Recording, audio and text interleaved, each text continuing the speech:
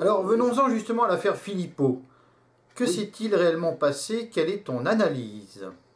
je crois que c'est une bonne question parce que je n'ai jamais été de ceux, et Rivera n'a jamais été de ceux, qui ont tapé à bras raccourcis sur Philippot. D'abord parce que je considère qu'il y a un principe de responsabilité et que dans une organisation, quand il y a quelque chose qui va mal, c'est le chef qui est responsable, qui est cool. C'est d'abord le chef, il faut frapper à la tête. C'est trop facile de s'en prendre à des collaborateurs, à des seconds couteaux, à des bras droits, etc. en disant bah, finalement c'est d'eux que vient tout le mal, que vient tout le mal. En réalité, le chef n'est pour rien. Je crois d'abord que c'est assez immature, c'est assez malhonnête comme façon de procéder, c'est assez lâche. Et donc je crois que de plus, c'est faux. Et je crois que c'est facile à démontrer d'abord parce que la stratégie de dédiabolisation de Marine Le Pen, ça n'est pas chronologiquement, historiquement, Philippot qui l'a mise en marche. C'est depuis 2002, alors que Philippot n'existait pas encore, puisqu'elle ne l'a rencontré qu'en mai 2009, après entremise de Paul-Marie Couteau. Donc en 2002, Philippot n'existe pas. Il n'existe pas dans la sphère dite nationale. Et donc, il est évident qu'il y a eu, entre 2002 et l'accession de Marine Le Pen à la présidence du Front National en 2011, pendant ces 9 ans, il y a eu toute une série de crises, toute une série d'épisodes révélateurs également, qui montraient sa volonté de changer profondément l'axe historique du Front National. Par exemple, bah, moi, lorsque j'avais interrogé Jean-Marie Le Pen sur l'occupation, enfin, sur une grande interview, il avait dit quelques mots sur l'occupation de manière très brève. Bon, bah, elle s'en était désolidarisée, elle était partie, elle allait quelques semaines à la Trinité-sur-Mer avec ses enfants. Bon, voilà. Et donc, bon, je ne sais plus où en vacances, bon, sport d'hiver, qu'importe. Bon. Et donc, elle s'en était désolidarisée, c'était quand même un acte très fort. Et lorsque Bruno Gollnisch, en octobre 2004, quelques mois plus tôt, donc, avait tenu des propos favorables à la liberté de recherche et d'expression sur l'histoire de la Seconde Guerre mondiale, interrogé dans une conférence de presse par un journaliste sur l'affaire Plantin, bon, eh bien, là aussi, elle s'en était désolidarisée publiquement, notamment sur RTL, en des termes très violents, en disant « j'ai un désaccord profond avec ce qu'a dit Bruno Gollnisch, le Front National n'est ni raciste, ni antisémite, ni révisionniste ». Voilà, bon, c'était très clair. Et puis, par ailleurs, dès 2002, elle a dit qu'elle n'était pas d'accord avec le programme du Front National sur l'avortement, en clair, ça veut dire qu'elle était pour l'avortement, hein, pour le maintien de la législation actuelle sur l'avortement, qui fait quand même plus de 200 000 morts par an. Voilà, donc il y avait cela. Et puis, on pourrait multiplier les sujets. Enfin bon, lorsque Le Pen a plusieurs reprises est revenue sur le détail, elle s'en est désolidarisée en 2008, en 2009. Bon, enfin, je fais toute une série d'articles là-dessus. On va reprendre les dates. Bon, et puis le fait aussi qu'elle était allée sur les ruines fumantes du World Trade Center, voire à l'appel d'organisations sionistes, conservatrices sionistes américaines, bon, alors qu'elle n'est rien quasiment au front à l'époque. Bon, il y a beaucoup d'éléments qui montraient très clairement dans quel sens elle voulait aller. Lorsqu'elle était présidente du groupe FN au Conseil régional de France, elle avait demandé d'accompagner des lycéens à Auschwitz. Le groupe FN, elle avait voté d'ailleurs au nom du groupe, ce que le Front ne faisait jamais à l'époque, avant donc une résolution en ce sens, pour que la région aide les lycées à financer donc, ces voyages de propagande, hein, de bourrage de crâne, des jeunes gens et des jeunes filles de France. Voilà, donc ça, c'est quand même des actes très forts. Donc non, ces signaux-là, les avaient montrés bien avant que Philippot n'a bien apparu au Front National. Donc ça, c'est le premier point.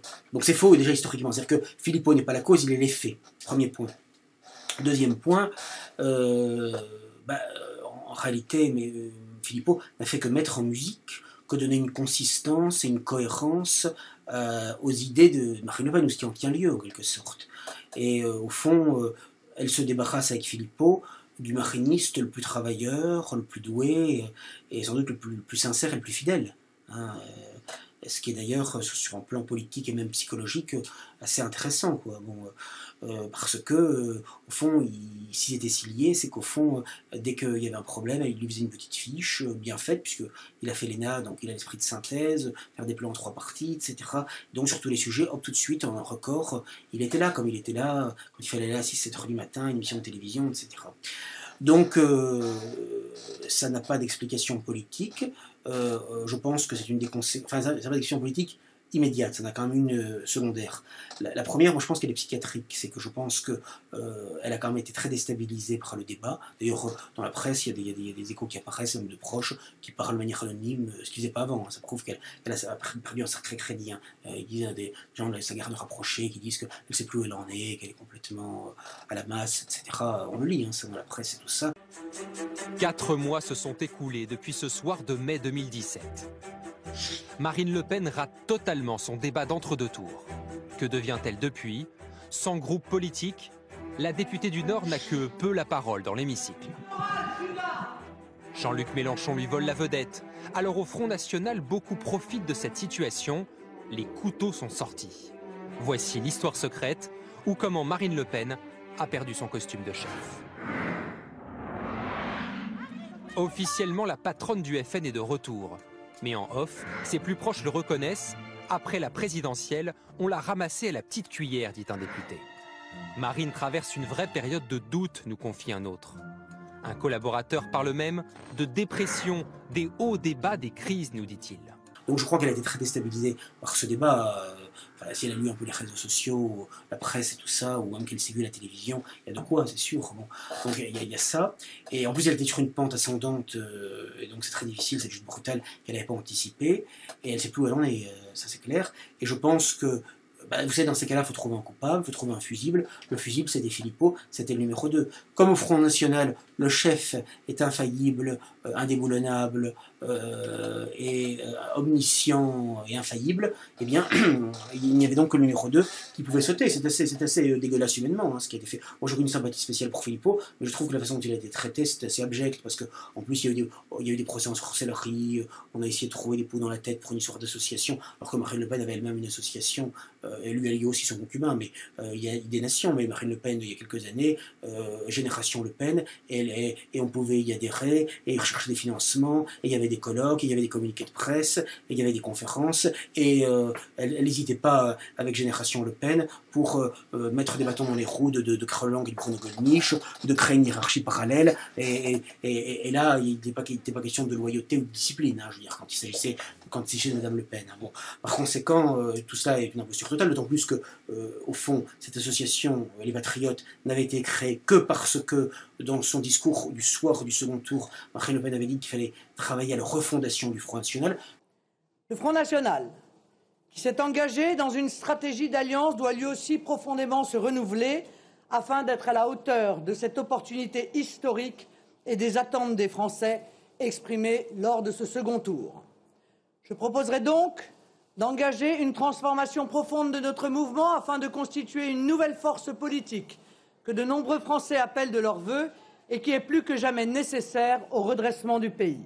Cette association s'y inscrivait parfaitement, c'était indiqué sur le site internet pour la victoire de Marine, et pour y avoir été régulièrement, il n'y avait rien, je veux dire, il n'y avait aucune critique contre aucun dirigeant du Front National, contre Marine Le Pen elle-même. Donc tout ça c'était un procès en sorcellerie, comme le procès en sorcellerie contre Sophie Montel, pour laquelle je n'ai aucune sympathie, je le dis tout de suite, mais qui était copines comme cochons, enfin, ils étaient copines comme cochons, les deux avec Marine Le Pen, hein, puisque au 1er mai 2016, lorsqu'elle fait un discours, Sophie Montel, en disant sur le droit à l'avortement, la sanctuarisation de la contraception, etc., Marine Le Pen lui dit, le cri du cœur, tu as raison Sophie. Bon, donc elles étaient vraiment très, très proches, c'était une mariniste pur jus, bon, chimiquement pure, si j'ose dire, c'est tenté qu'on puisse trouver de la pureté chez Marine Le Pen, bon, eh bien, voilà, et donc en quelque sorte, Sophie Montel, d'un seul coup, est bonne acheter au chien avec vraiment des prétextes dérisoires et humainement assez abjects. Bon. Donc moi je n'aime pas les chasses à l'homme, hein, même vis-à-vis d'adversaires politiques ou de gens, je n'aime pas ça. Je veux dire, si on a des accords, on le dit, si on veut se séparer de quelqu'un, si on n'est plus d'accord avec telle ligne, tel point, ou tout simplement si on ne supporte plus, parce que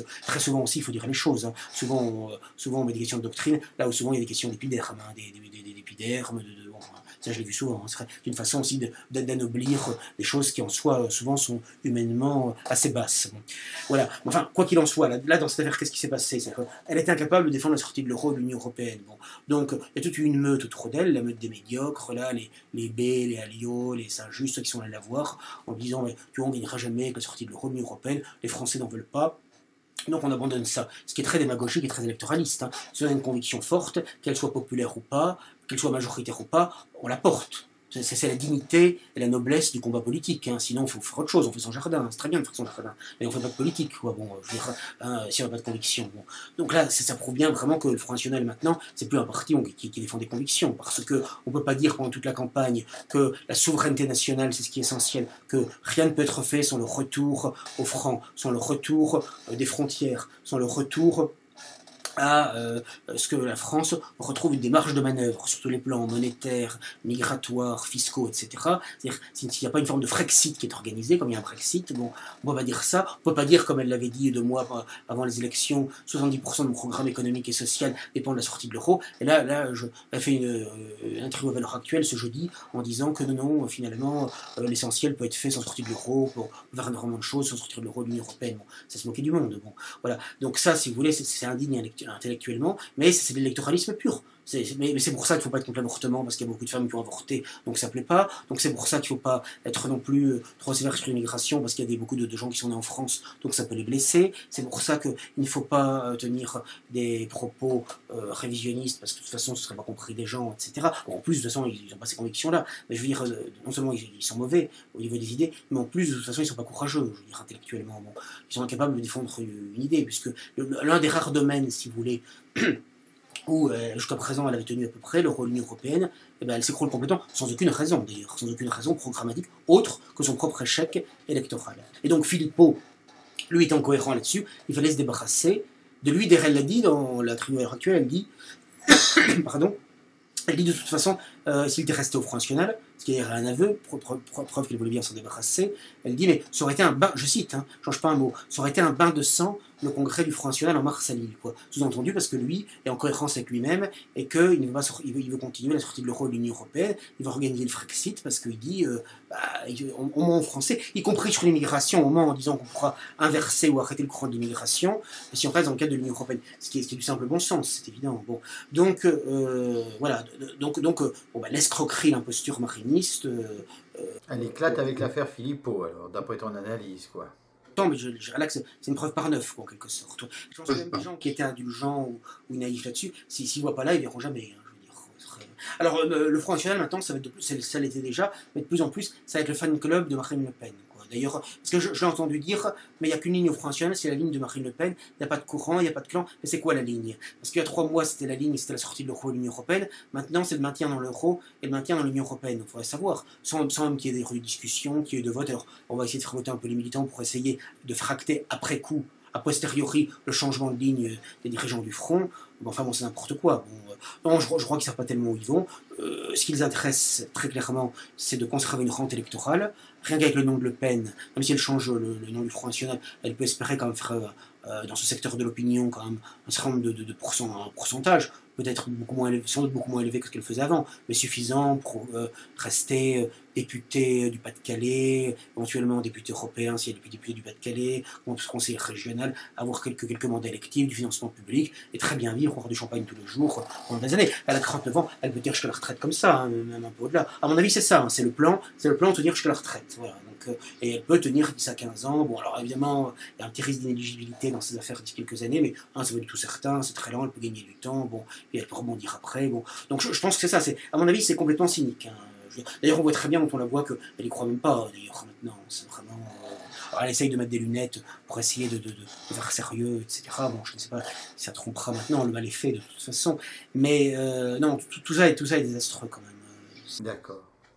Donc, oui, on assiste donc, d'après ta conclusion, on assiste à la déliquescence finale à la déliquescence finale d'un Front National que l'on voulait être un parti d'opposition réelle, radicale, et un parti qui voulait le pouvoir. Donc c'est cette déliquescence finale maintenant.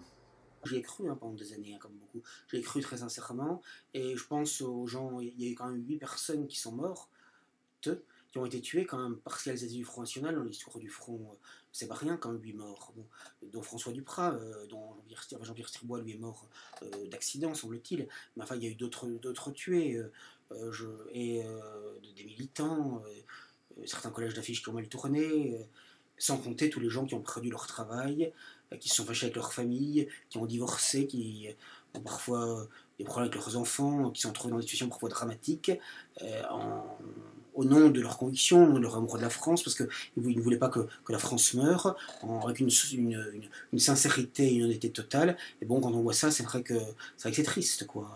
Parce que moi, j'ai connu des gens, effectivement, qui ont perdu beaucoup, quoi, dans l'affaire, qui ont laissé beaucoup de plumes, hein, sur un plan professionnel, sur un plan personnel, sur un plan affectif, et c'est triste, quoi, je veux dire, parce que je pense pas que c'était des gens qui méritaient ça. Et donc oui, bien sûr qu'il y a des dégâts collatéraux, c'est évident. Et au-delà, je dirais, de ces personnes, ce qui est peut-être encore plus grave, c'est que finalement, on est censé quand même défendre un pays, une terre, un peuple, un terroir, des traditions, une histoire. On est à la période du grand remplacement et du grand déclassement, et c'est vrai que le Front National pouvait apparaître, sans doute naïvement, avec le recul, hein, je conviens tout à fait, mais pouvait apparaître comme un outil quand même, un outil avec sans doute ses défauts, ses imperfections, ses faiblesses, ses insuffisances, mais bon, qui avait le mérite de dire ensemble de vérité, etc., de rassembler quand même beaucoup de gens. Bon, mais voilà, ça n'a pas fonctionné pour des raisons multiples. Là, ce serait long à développer, évidemment, parce que les raisons ne tiennent pas toutes à la personne de Marine Le Pen. Évidemment, les choses sont plus complexes, puisque même son père, qui avait obtenu des résultats importants, a échoué. Il a échoué. Oui, justement, je voulais te dire, ne pouvait-on pas prévoir, dès 2002, que si Le Pen, avec tout son talent quand même, n'avait pas réussi, je pense notamment au 5 mai 2002, à ce fameux 5 mai 2002, ne pouvait-on pas prévoir que là où il n'avait pas réussi, personne d'autre, au moins à vue humaine, des gens qui se présentaient, des gens qui étaient là, ne pourraient réussir? Est-ce que tu te rappelles que dès 2002, nous on le disait, que c'était finalement le chant du cygne du Front National? Moi j'ai tendance à avancer comme toi. Ce que je regrette simplement, c'est que, quitte à échouer, je retournerais qu'on le fasse avec l'honneur et qu'on évite 15 ans de marinisme, quoi. Qui ont été 15 ans de déshonneur et de n'importe quoi.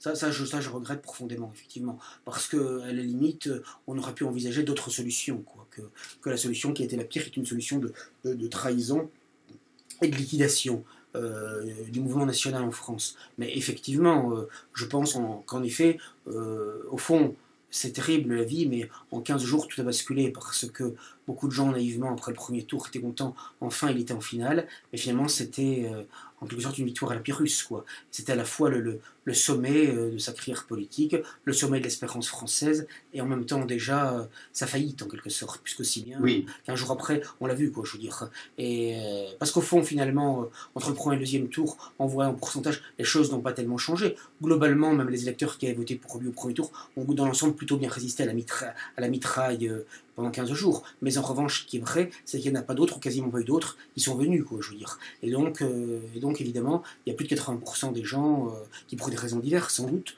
mais enfin, n'étaient pas prêtes, alors qu'il suffisait de mettre un bulletin Jean-Marie Le Pen dans l'urne. S'il y avait une majorité absolue, ce jour-là, c'était fait, c'était le dernier geste à faire, puisque c'était la finale.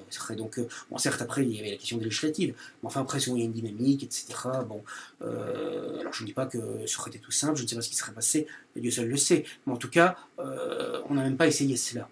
Et donc voilà, donc après il faut passionner. Ce qui prouve bien d'ailleurs, encore une fois, que les gens, alors qu'ils en avaient la possibilité, ne souhaitent pas dans leur majorité un mouvement d'opposition nationale majoritaire au pouvoir. Alors ne pourrait-on pas répondre que en 2017, Marine Le Pen est arrivée quand même à plus de 30% et que ça montre un progrès? Alors d'abord, je pense qu'il faut nuancer ce point de vue par plusieurs choses. La première, c'est qu'elle avait un homme de centre-gauche face à elle, qui était un candidat, non pas du Parti Socialiste, mais presque, en la personne de Macron, alors que Chirac, même si on sait qu'au fond c'est un homme de gauche, officiellement quand même, c'était le principal chef de la droite parlementaire. Donc forcément, lorsque vous avez face à vous un chef de la droite parlementaire, vous n'avez aucune réserve électorale. Quand vous avez quelqu'un de gauche, vous avez un peu plus de voix. Donc déjà, c'est la première raison qui explique ce score. Et la deuxième raison, plus importante encore, c'est que Marine Le Pen n'a jamais été diabolisée comme l'a été Jean-Marie Le Pen. Et que même l'entre-deux-tours, moi honnêtement, pour avoir vu les chaînes d'infos continues, tout ça, je trouvais que c'était quand même très objectif. Enfin, je veux dire très objectif. Je veux dire, j'ai pas trouvé que Marine Le Pen était dépréciée ou traitée de manière ignominieuse comme l'avait été son père, quoi, ou en permanence que l'on mette la radio ou la télévision, c'était un déluge de haine, la quinzaine de la haine en permanence, quoi, y compris dans des rubriques cinématographiques, de météo, de sport, de n'importe quoi, tout était bon pour salir Le Pen et ses électeurs. Voilà, pour ce premier tour de la première présidentielle du troisième millénaire. seront Jacques Chirac et Jean-Marie Le Pen. J'aurais jamais cru que Le Pen montrait autant. C'est pas possible qu'en France ce soit ça. C'est un véritable cataclysme. On n'avait jamais imaginé la défaite au premier tour. Personne, pour être honnête, ne l'avait prévu. C'est vrai que c'est une joie extraordinaire. Je suis socialement à gauche, économiquement à droite et plus que jamais nationalement de France. Et F comme fasciste, et F comme fasciste, nous sommes les enfants d'immigrés.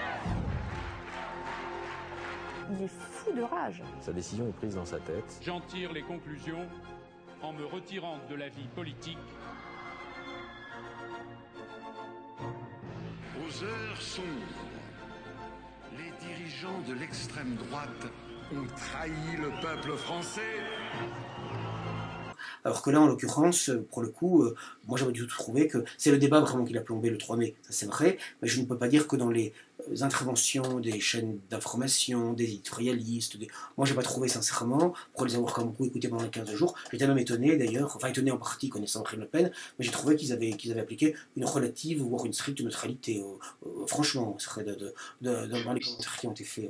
Elle n'a pas du tout été maltraitée, ni sur le plan, disons, du temps médiatique, mais ni sur le plan, je dirais, du traitement de l'information, de son programme, de sa personne, absolument pas. Non, ce qui a vraiment planté, c'est elle-même, c'est le débat. C'est le débat du 3 mai qui l'a fait s'effondrer, mais je ne crois pas du tout que ce soit un parti pris télévisuel ou médiatique, qui n'était pas existant, qui n'était pas palpable pendant la quinzaine. Alors à ce moment-là, ne pourrait-on pas dire que justement, s'il y avait eu un vrai chef, mais tu me diras qu'il n'est pas secrété par la société, mais s'il y avait un vrai chef, il aurait pu faire mieux, mais non, parce qu'à ce moment-là, il aurait été beaucoup plus diabolisé. Moi, je pense que de toute façon, quelqu'un qui aurait été effectivement, qui aurait eu des convictions tout à fait solides, je pense que de toute façon, il aurait été tout à fait diabolisé, et même il ne serait pas resté longtemps à la télévision, peut-être même pas vivant du tout. Ça, je ne crois pas du tout qu'un pur, si vous voulez, ça n'était pas possible. Bien sûr. Je crois pas. Par exemple, quelqu'un qui aurait défendu, par exemple, Fourisson, je prends un exemple, qui me paraît très net, quelqu'un qui aurait défendu Fourisson, qui aurait tenu la position là-dessus. Il est évident que c'était fini, quoi. Je veux dire, il faut dire les choses, quoi. Bon. Mais même, à mon avis, quelqu'un qui aurait pris des positions très fermes sur les questions de la vie ou sur la question de l'immigration sans aucune concession, moi je pense qu'il n'aurait pas pu probablement gagner non plus, parce qu'il aurait été tout à fait diabolisé. Et il faut quand même voir que les médias disposent d'une puissance quand même colossale, et que c'est très facile de diffamer quelqu'un, de le calomnier. Donc, sans même le fait qu'on peut exciter des divisions internes assez facilement. Bon. Non, honnêtement, je pense que le jeu démocratique est un piège, malheureusement. Moi, c'est pour ça que, comme toi, depuis des années, je vote plus, parce que j'ai compris, j'ai mis du temps à le comprendre, mais j'ai compris que, je veux dire, c'était une imposture. Et je pense même personnellement, c'est pour ça que moi je conseille de ne pas voter. Encore une fois, je me fâcherai jamais sur cette question-là, parce que les gens ils deviennent fous après les élections. Mais moi, il me semble qu'au moins, ça ne scelle pas les mains. Parce que quelque part, qu'on le veuille ou non voter, quelle que soit la personne pour laquelle on vote, on entraîne le système et on participe quand même au système de mensonge, quoi. En le faisant, il n'y a rien à faire, quoi, je veux dire. Et on le légitime. Et en plus, on les finance, ces gens. Soit directement par le financement public ou législatif, soit indirectement en leur donnant des mandats électifs, etc. Moi, j'ai pas envie de financer des pourris, je suis désolé. On les finance déjà malgré soi par nos impôts. Bon, on est obligé de les financer une deuxième fois pour le bulletin de vote. Non, je trouve qu'au moins, on ne se scelle pas les mains. Et je trouve que c'est une opposition radicale. Alors les gens vont me dire, oui, mais les gens disent toujours, oui, mais alors, vous voulez avoir les mains pures, mais vous n'avez pas de main. Mais je rappelle ce que dit le Christ dans l'Évangile, que si ta main te scandalise, ou ton pied te scandalise, ou ton œil te scandalise, jette-les, car il vaut mieux être manchot, borgne, ou avec un seul pied dans le royaume des cieux, qu'être jeté avec les deux mains, les deux pieds et les deux yeux en enfer, quoi, je veux dire, dans la gêne éternelle. Je veux dire, je crois que la vraie vision catholique, c'est ça, les choses. Je suis désolé, je veux dire, on n'a pas à se corrompre, on n'a pas avec des impostures, quoi, c'est tout. Je veux dire, on est obligé de respirer, de manger, de boire pour vivre. On est nullement obligé de voter. Je veux dire, il faut arrêter avec ça. D'ailleurs, dans l'histoire, c'est quand même extrêmement récent. Si on prend toute l'histoire des hommes, le vote au suffrage universel, c'est un siècle ou deux. Je veux dire, c'est quand même pas. Et encore, ça n'a pas été forcément constant.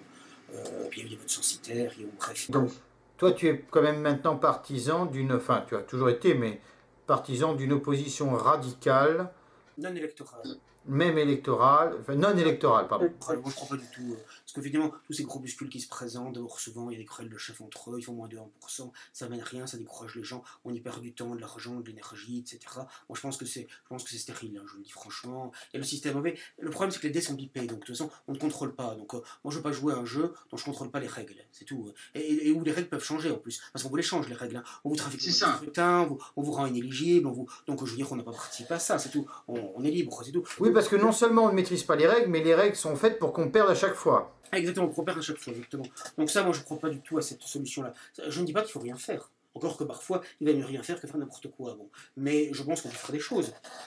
Mais faire des choses, par exemple, parce que je fais partie des vidéos, la désintoxication historique, un certain nombre de domaines, ce qu'on essaye de faire de toutes les semaines sur le plan politique, essayer de démusquer les mensonges, dire la vérité, d'éclairer les gens, je crois que c'est utile. C'est utile d'essayer d'y voir un peu clair dans le monde si complexe dans lequel nous vivons, avec la machine à décérébrer en permanence. Donc ça, je pense que c'est un travail de déblayage, de désintoxication qui est utile, etc. Et aussi bien sûr, lire les grands auteurs, lire Bardèche, lire Drummond, lire Maurras, ça c'est utile pour une formation, effectivement. Bon, bien sûr, ça il faut le faire, et puis effectivement, je pense se tenir un petit peu au courant. Bon, il y a des vidéos qui sont très bonnes, il y a les tiennes, il y a celle de Rissaigne, il y a d'autres choses, je ne vais pas faire de publicité pour tel ou tel, mais sur Internet on peut trouver énormément de choses tout à fait passionnantes, bon, et dans la presse écrite aussi encore un petit peu. Bon, donc je pense que c'est un travail qui est utile. Moi je crois beaucoup plus à cela, et à des liens d'amitié avec quelques personnes, bon, se rencontrer, bon, voilà. Alors je ne dis pas qu'il ne peut pas y avoir parfois une action locale qui peut être menée, par exemple, je ne sais pas, des gens qui essayent de trouver des arguments juridiques pour éviter ou retarder ou éviter la construction d'une mosquée, éviter telle chose, etc. Tout ce qui peut retarder un petit peu des choses négatives, etc. Quand on peut les faire, et quand on le fait, si on peut le faire en plus légalement, bah, c'est très bien. Donc voilà, je ne dis pas qu'on ne peut pas faire des petites choses, hein, mais je pense qu'une prise de pouvoir, disons, par les urnes ou même par la voie militaire aujourd'hui, je crois qu'il faut voir les choses en face, pas possible. Alors il y a des gens qui me disaient, oui, mais il y aurait la solution de l'armée de l'ombre. Mais moi, je ne crois pas du tout à ça, parce qu'à l'époque d'Internet, à l'époque des téléphones portables, on serait tout de suite repéré, de toute façon. Ça implique un professionnalisme. Ah, ça me paraît, oui. Complètement du rêve, ça. Déjà, ça me paraît complètement du rêve. Même Saddam Hussein, etc., qui connaissait l'Irak, on a fini par le retrouver à cause d'une dénonciation. Enfin, je veux dire, ça me paraît aller à l'échec, à la ruine totale dès le départ. Amener des gens pour des années en prison avec un échec assuré, quoi. Moi, je ne me vois pas vendre ça, je ne crois pas du tout. Je veux dire. Donc, que ce soit la solution de l'armée de l'ombre, que ce soit la solution militaire directe, ou que ce soit la solution électorale, moi je pense que toutes les voies sont fermées à l'heure actuelle. La seule voie qui reste ouverte, c'est la voie de la réactivation du sentiment national, c'est la voie de la vérité, voilà, et après, et puis la confiance en la Providence, qui sait ce qu'elle fait, etc. Je veux dire, bon, bah, soit c'est la fin du monde, ce que j'ai tendance à penser personnellement, vie personnelle, même si ça peut durer encore longtemps, hein, soit il y aura un redressement un jour, par un grand miracle. Bon, moi je crois pas trop à ça, mais il y a des gens qui y croient, mais bon, ça reste de domaine possible. Mais en tout cas, ça ne pourra pas être uniquement par vue humaine, ça, voilà. Mais à vue humaine. Mais en tout cas, ce qui est sûr, c'est que moi, personnellement, je crois plus qu'on va avoir une décomposition qui va continuer, et qui peut durer assez longtemps, hein, je pense. Mais je pense qu'on a une période de fin de civilisation, et probablement de fin du monde, mais qui peut durer des décennies, peut-être des siècles. Ça, c'est possible. Hein, je veux dire, bon, je ne crois pas quelque chose de rapide, moi. Je pense que malheureusement, c'est la solution la pire, parce que, si vous voulez, c'est une mort lente, voilà. Mais une mort lente, mais sûre. Voilà. Et donc, ce qu'il faut faire, c'est essayer de se tenir debout face à ça. Parce que je pense qu'on peut quand même toujours résister. On a la liberté. Ce qui est le plus merveilleux que nous a donné la Providence, c'est quand même la liberté. Le pouvoir de dire oui, le pouvoir de dire non, le pouvoir de se coucher, d'être debout, de réagir ou de ne pas réagir, etc. Le choix. Ce qu'on veut nous refuser, d'ailleurs, avec l'idéologie antidiscriminatoire, hein, on veut nous refuser tout ça. Donc non, moi je pense vraiment qu'on peut en effet essayer de faire des choses, mais sans doute des petites choses, mais essayer de les faire bien. Mais je crois plus à ça. Ouais. Mais des grandes choses aujourd'hui, ça je crois pas. Je veux dire. En tout cas, à l'heure actuelle, je crois pas. Je ne dis pas que ça n'arrivera jamais, j'en sais rien. Mais disons, voilà. Alors on me dit oui, une Jeanne d'Arc, mais une Jeanne d'Arc, on n'est plus à l'époque de Jeanne d'Arc. Je veux dire, c'était une époque où les gens avaient la foi catholique, où il y avait quand même encore malgré tout, il n'y a pas la décadence actuelle, il y a pas... Je veux dire, c'était une époque où on pouvait sécréter des chefs. Je veux dire, bon, aujourd'hui, on est quand même dans une période de chaos et d'énarchie totale. C'est vraiment l'époque du chaos aujourd'hui, dans tous les domaines, quoi. Il n'y a plus de colonne vertébrale, il n'y a plus de principe directeur, partout, même dans les milieux ecclésiastiques, je suis désolé, c'est effrayant partout, quoi. Je veux dire, bon, c'est quelque chose d'inouï, ce qu'on vit, comme d'inouï. Bon. Donc il faut en tenir compte. Donc on n'a pas, me semble-t-il, à s'illusionner avec des solutions qui n'en sont pas. Seulement le problème, c'est que, et ça je l'ai remarqué, on le disait souvent ensemble d'ailleurs, c'est que l'occidental, peut-être contrairement aux japonais, etc., paraît difficilement capable de se battre sans espoir. Alors on voit par exemple la fin de la Seconde Guerre mondiale, ils n'existaient pas, les kamikazes, etc. Bon, fallait le faire quand même, ce qu'ils faisaient tout ça. Je ne suis pas du tout pour le suicide, hein, c'est pas tout ce que je veux dire. Mais ce que je veux dire fondamentalement, c'est que je crois vraiment que l'occidental a du mal à combattre sans espoir, quoi. Sans espoir à lui-même en tout cas au moins. Il faut qu'il espère, quoi. Or malheureusement, je crois qu'on est dans une situation qui est humainement désespérée, quoi, je veux dire, dans tous les domaines. Et qu'il est chaque jour davantage. Et qu'il le sera chaque jour davantage. Voilà. Et je dis pas ça par romantisme du désespoir, hein, ou par plaisir de faire peur ou d'être dans le noir. Mais je crois que si on n'a pas une bonne grille d'analyse, on se trompe. Moi, je serais le premier. Bernanos défendait toujours l'engagement temporel du chrétien. Moi, je serais tout à fait favorable, d'ailleurs, je pense, m'y engager dans le temporel. Mais je veux dire, si on pouvait faire de grandes choses, comme on a fait des croisades, la chevalerie, des soulèvements, etc., civils ou militaires, etc., moi, je serais tout à fait favorable si c'était possible, évidemment. Je veux dire, il faut voir la chose en face. C'est le chaos, c'est l'anarchie, c'est impensable. Et prenez ça aujourd'hui, d'abord, je pense que ça ferait rire beaucoup de monde, et de toute façon, s'il y a des gens qui le tentaient, ça ferait rire tout le monde, ce serait un désastre, c'est évident, ce serait grand guignolesque, bon, c'est évident, je veux dire. Bon. Oui. Donc maintenant, ce serait plus je dirais, le combat personnel pour être soi-même une espèce d'étincelle de vérité, pour maintenir une braise rougeoyante de la vérité dans ce monde, quoi. Ce serait un peu ça. Moi, je crois qu'il est quand même d'abord individuel, le combat. Moi, je pense qu'il faut déjà effectivement se tenir debout, individuel et familial, je dirais. Essayer autant qu'on faire se peut, quand on a encore une famille, c'est pas facile. Bon, essayer déjà d'élever autant qu'on peut ses enfants chrétiennement, ça n'est pas simple, etc. Bon, essayer de cultiver les vertus domestiques, bon, c'est pas simple, humblement. Bon, voilà, déjà ça, soi-même, essayer effectivement de s'extraire autant qu'on le peut de la décadence actuelle, etc. Voilà, et puis si on peut convaincre un certain nombre de gens par des écrits, par des lectures, des amitiés, etc., bien sûr, des influences, tout ça c'est très positif. Mais à mon avis, ça ne peut être que des petites choses, des petites choses qui ont leur utilité. Mais croire aujourd'hui, à mon avis, à réunir des millions de personnes, des centaines de milliers de personnes, moi je ne crois pas du tout. Regardez la manif pour tous, par exemple. Bon, effectivement, ça réunit beaucoup de monde. Qu'est-ce qu'il en reste ? Est-ce que ces manifestations pourtant massives, il est vrai, est-ce que ça a empêché ou même retardé le vote et l'application de la loi? Absolument pas. Est-ce qu'il y a une seule mairie en France sur les 36 000 qui n'applique pas, et de manière sourcilleuse, le mariage pour les homosexuels? Non. Et d'ailleurs, c'est si vrai que, et ça m'avait frappé à l'époque, même des gens qui étaient quasiment en tête de manifestations, qui étaient parmi les plus dynamiques, les plus opposés, etc., que font-ils dans leur mairie? Ils appliquent le mariage homosexuel. Je prends un exemple, je ne dis ça pas pour le dénoncer, hein, je dis ça vraiment de manière descriptive, mais je veux dire, Jacques Bompard, par exemple, même sa femme, Marc-Claude Bompard, je veux dire, il y a eu un couple de lesbiennes, etc., qui ont voulu se marier, ils ont cédé, sans résistance particulière, et tout. Je veux dire, et dans toutes les mairies, c'était comme ça. Je crois pas qu'il y ait un seul maire qui a résisté durablement, voilà. C'est tout. Ça, si vous voulez, pour moi, rien que ça suffit à décrire. C'est pas la peine d'aller plus loin, si vous voulez. Il suffit d'enlever l'échelle, tout de suite, de tirer l'échelle. Je veux dire, rien que ça, on comprend qu'on peut rien faire. C'est pas la peine d'aller plus loin, si vous voulez. Je veux dire, si on n'est pas capable de risquer une amende, éventuellement une peine de prison, sans doute symbolique, hein, qui aurait sans doute pas été appliquée, ou une destitution, etc. Ou simplement, si on ne veut pas, simplement le fait de présenter sa démission. C'est honorable de présenter sa démission. Moi, je ne veux pas en conscience, en tant que chrétien, par exemple, je veux dire, accepter cette loi qui me prête contre nature, qui va contre la Bible, contre mes convictions, contre ma croyance, contre ma foi, contre ma morale. Bon, eh bien, je veux dire, moi, je peux pas en conscience, bon, je démissionne. Voilà. Soit on démissionne, soit on accepte les sanctions. Mais dans tout le cas, il y a une chose qu'on ne peut pas faire, moralement, c'est appliquer une loi qui est intrinsèquement mauvaise et abominable. Bon, voilà, donc je prends cet exemple-là. Mais je veux dire, ça m'a frappé, c'est quand même pas possible que dans ce pays, en 2013, 14, je crois que c'était 14, en France et au-delà depuis, il n'y ait pas un seul maire, ni un seul délégué de maire, hein, sur les 500 000 conseillers municipaux en France, 36 000 mairies, il n'y en a pas un seul quand même qui ait pris ce risque. Il ne risquait pas la peine de mort, hein, il ne risquait pas 20 ans de prison, il ne risquait même probablement pas une peine de prison ferme, probablement pas. Bon, je veux dire, c'est invraisemblable, quoi, je veux dire. Et s'il y avait eu un maire ou deux maires ou trois maires qui avaient fait ça, mais il y en a d'autres qui seraient arrivés après, c'est l'exemple qui transcende, je veux dire. C'est évident, je veux dire. Bon, on l'avait dit pareil pour le révisionnisme, je veux dire, s'il y avait des centaines, des milliers de gens qui disait mettez-moi en prison, moi je crois pas à la thèse officielle, mettez-moi en prison, etc.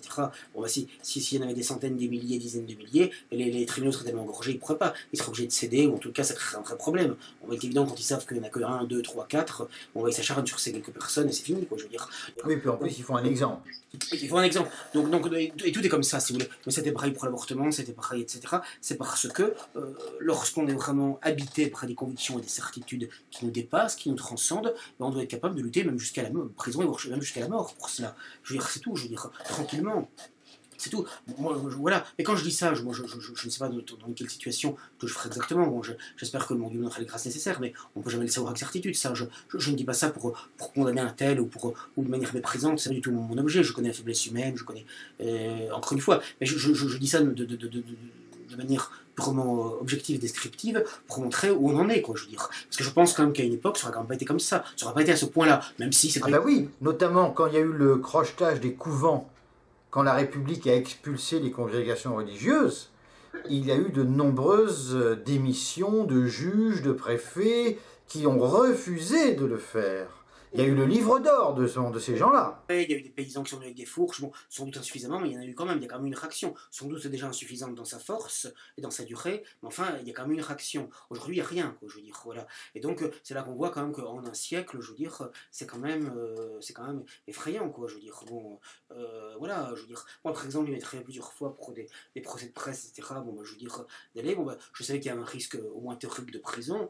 Bon, bah, c'est sûr que je n'étais pas enchanté, je n'en ai pas large à l'idée d'y aller. Mais d'un autre côté, je ne me voyais pas quand même vis-à-vis de moi-même, vis-à-vis des lecteurs, vis-à-vis de ma conscience, à lire le contraire de ce que j'avais écrit dans Rivarol ou demander pardon au juge, quoi. Je veux dire, je trouve que c'est indigne de faire ça, quoi. Ou alors on fait autre chose. Moi, si on n'a pas la force de le faire, je peux le concevoir, je jette pas la pierre. Mais dans ce cas-là, on fait autre chose. On aide autrement, de manière plus discrète, on fait autre chose. Mais je veux dire, quand on se met un peu en avant, on ne fait pas exprès, mais c'est un peu notre fonction. Bon, la prudence en a ainsi décidé. Bon, bah, je veux dire, il faut quand même un minimum de dignité, quoi. Bon, ça n'empêche pas de défauts ou d'insuffisances, on peut être critiqué, mais je veux dire quand même, il y a des choses qu'on ne fait pas, quoi. Je veux dire, bon. Donc là, en l'occurrence, moi, l'histoire vraiment du mariage homosexuel, c'est quand même énorme, quoi. Je veux dire, si un catholique considère comme Saint Pie X que c'est un péché qui crée vengeance devant Dieu, c'est Saint Pie X qui écrit dans le catéchisme de Saint Pie X, s'il considère que ce catéchisme est infaillible, comme doit en principe le considérer un catholique cohérent, conséquent, bah, je veux dire, il doit en tirer les conséquences, quoi. Ou alors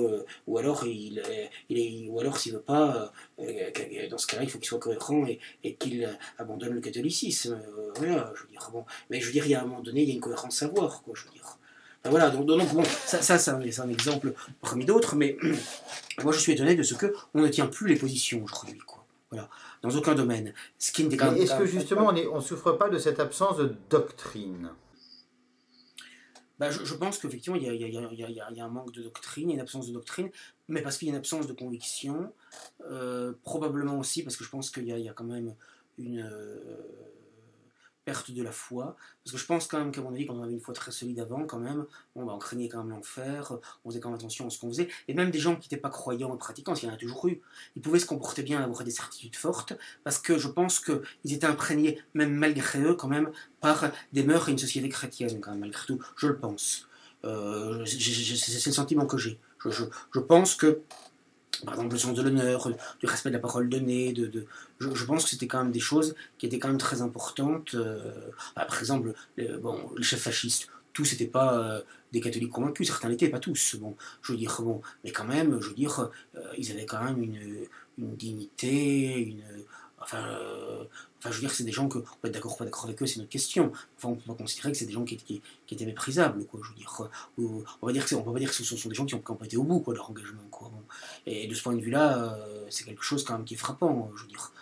On peut pas s'expliquer l'enthousiasme quand même de foule immense dans les années 30 pour ces régimes-là, si quand même, il n'y avait quand même pas chez les chefs quand même une flamme, un feu intérieur, voilà, quand même, qui est assez remarquable et qu'on sera en mal de trouver aujourd'hui, quoi, je veux dire.